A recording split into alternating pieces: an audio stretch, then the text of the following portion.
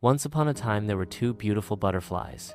They lived in a very small greenhouse and danced amongst the green plants there. They smiled at the delicate little ferns and sang to the big leafed trees, with all the little climbing plants, twisting and turning themselves around and around. They loved the little star flowers that peeped from within the leaves. The little butterflies were happy. For a long time, the little butterflies were so busy, growing and dancing and singing, that they did not notice what was on the other side of the glass. Then one day, they happened to be sitting quietly on a leaf, when they suddenly saw out of the window a beautiful garden, full of flowers of every color. Above it shone the sun in a brilliant blue sky, where birds swooped and sang with joyful cries. The little butterflies nudged each other and gazed with delight at the garden. Their eyes fell at last on a tall rose bush, with deep red roses standing tall on long stems, and all about them were planted graceful white lilies, which swayed gently in the breeze. "How lovely that big red flower is," sighed one little butterfly. "I know she would be my friend. If only we were able to go out into the garden." "Yes," murmured the second little butterfly very dreamily. "If only we were free to dance amongst the blossoms. I would dance all day, and when the dear sun went to sleep, I would curl up inside one of those beautiful white flowers. I would feel very safe with her to care for me. We have loved it in our little greenhouse. It kept us safe while we were growing up, but now we are bigger and we are ready for adventures in a bigger world," they thought. But then they sighed a little, even trembled, as they thought of the old man who cared for the garden. They were very shy little butterflies, and they thought him very fierce. They had heard him shout at the birds, shake his fists, and stamp his feet.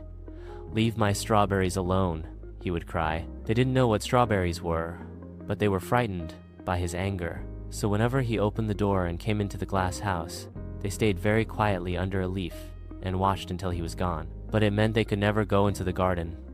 They were too frightened of what might happen. The two little butterflies thought about the beautiful garden they wanted to visit so much, and then about the fierce old man, and they cried and cried and cried. Their friend, the little striped bee, who visited them from the garden, tried to reassure them and told them the old man was not really so fierce and that they really should be brave. But the little butterflies only cried all the more. They were so busy crying that they did not notice the old man come up to the glass house and open the door. They did not see the old man come up to the place where they were sitting. Suddenly they heard him ask, ever so gently, "What is the matter, my little butterflies?"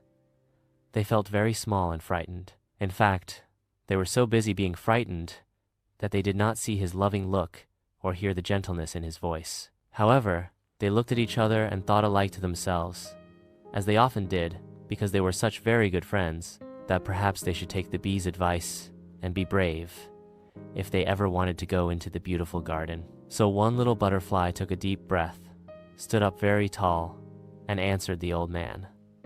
"We were born in your glass house, and we have been very happy here. But now that we are bigger, we want to go out into the garden. Please." The second little butterfly nodded her head very vigorously. They both still felt rather scared, but they looked the old man in the eye, very politely of course, and even managed to feel just a little pleased with themselves for saying what they wanted to say. Then, to their surprise, the old man smiled and said, "Of course you want to go out into the garden. Every butterfly should be free to have a garden to dance and sing in, with birds and bees and flowers for company. I'll leave the door open for you to go out and in." And so he did. Then he walked slowly back out into the garden and went on hoeing the weeds. The little butterflies were so surprised at what had happened that for a while they just sat on their leaf. Then, still just a little unsure, they moved closer to the door and finally fluttered nervously into the garden. There they smelt the sweet scents of the flowers. The young plants and the little bees busy in the flowers called out to them, good day, welcome to our garden." Very soon they were dancing around the garden, and just between you and me, they were so full of joy that they even did some somersaults around the sweet peas. At first, the little butterflies used to go back into the glass house at night. Eventually, just as the one had foreseen, she made a special friend of the rose, and one night she even snuggled in amongst the velvety petals until she was completely surrounded by redness and softness, and went to sleep. The other little butterfly had made a special friend of the lily, and she too was cradled in a soft-scented bed to go to sleep. And there amongst the plants in the greenhouse and the flowers in the garden, the two little butterflies lived with much happiness, and are still living now, for all I